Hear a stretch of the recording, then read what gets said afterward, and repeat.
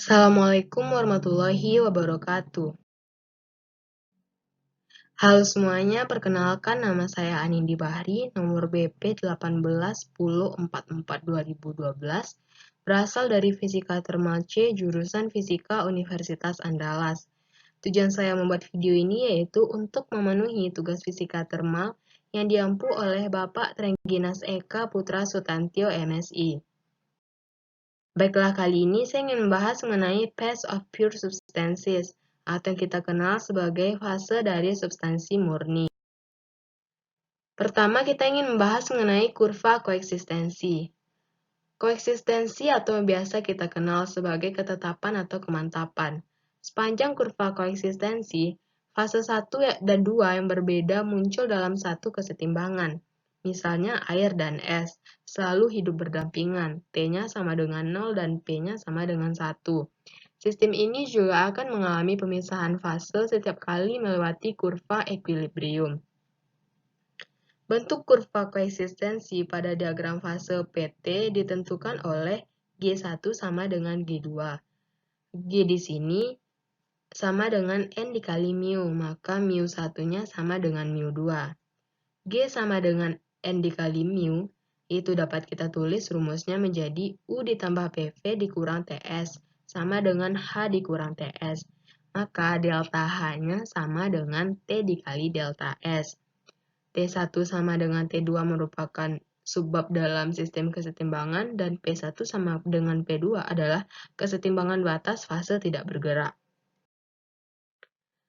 Selanjutnya yaitu fase karbon. Kesetimbangan fase pada bidang P dan T pesawat ditentukan oleh G1 sama dengan G2, dan μ1 sama dengan μ2. Pada kondisi normal, grafit lebih stabil daripada diamond. G grafitnya sama dengan 0 dan G diamondnya sama dengan 2,9 kJ. Maka rumusnya dapat kita tulis dG per dP sama dengan V. Karena volume molar grafit lebih besar daripada volume molar diamond, G grafitnya tekanannya lebih kecil daripada G diamond. V-nya sama dengan V tekanan. Dengan meningkatkan T, tekanan stabilitas grafit menjadi lebih besar. Maka persamaannya yaitu dG per dt sama dengan min S. Untuk selanjutnya yaitu transisi orde pertama.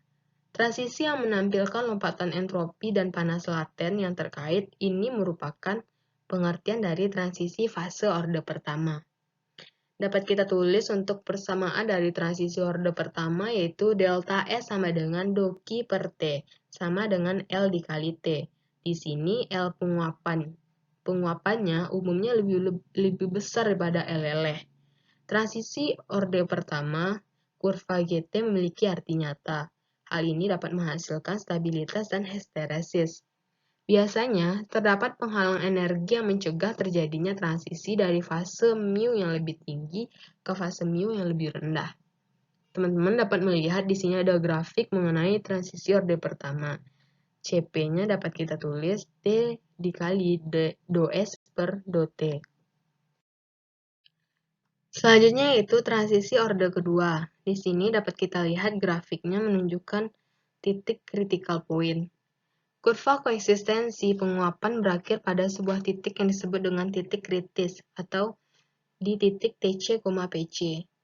Saat bergerak sepanjang kurva koeksistensi menuju titik kritis, perbedaan antara zat cair fase di satu sisi dan fase gas di sisi lain secara bertahap berkurang dan akhirnya menghilang di titik TC, PC tadi.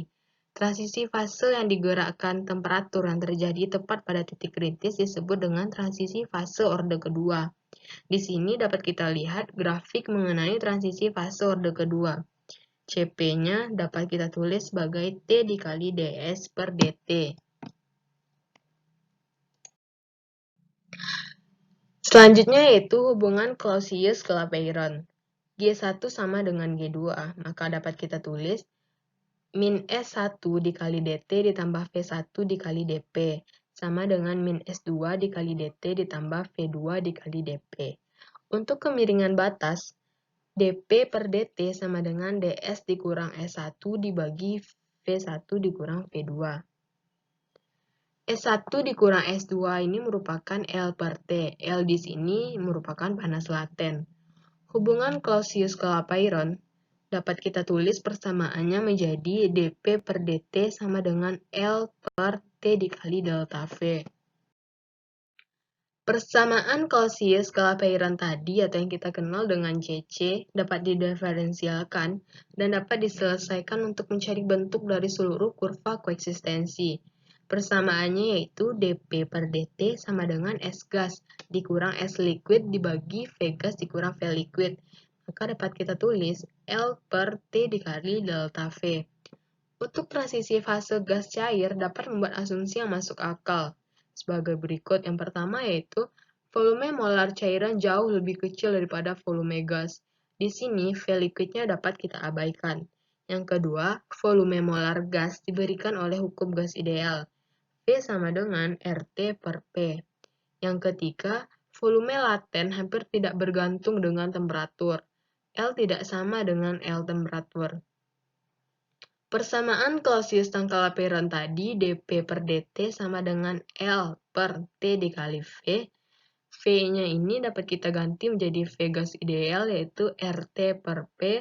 Maka dapat kita tulis L kali P per R dikali T kuadrat. dP-nya kita turunkan terhadap P, maka L per R dikali dt per T kuadrat.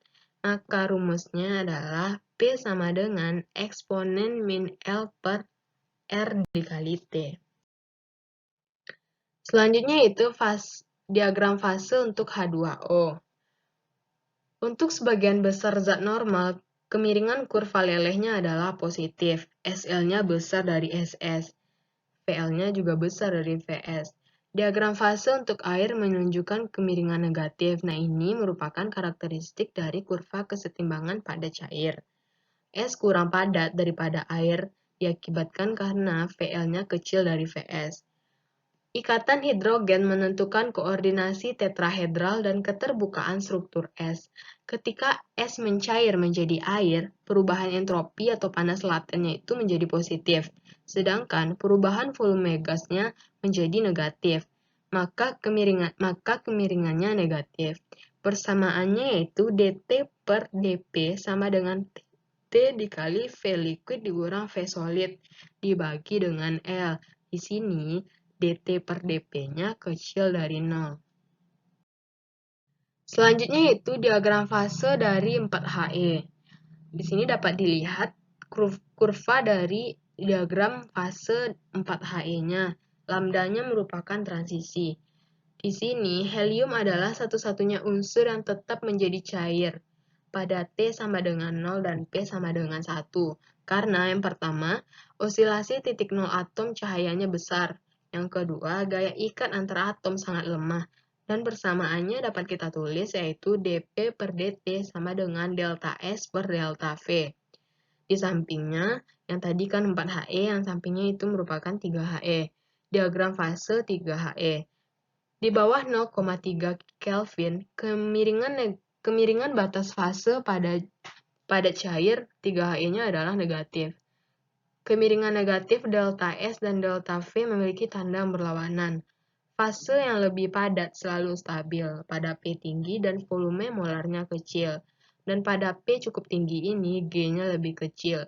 Ketika kita berpindah dari 3HE cair ke 3HE padat, maka V-nya berkurang dan S-nya meningkat. Persamaan untuk diagram fase 3HE ini yaitu dG per dP sama dengan V. Hanya ini yang dapat saya sampaikan, lebih dan kurangnya saya mohon maaf. Terima kasih telah menonton video saya. Assalamualaikum warahmatullahi wabarakatuh.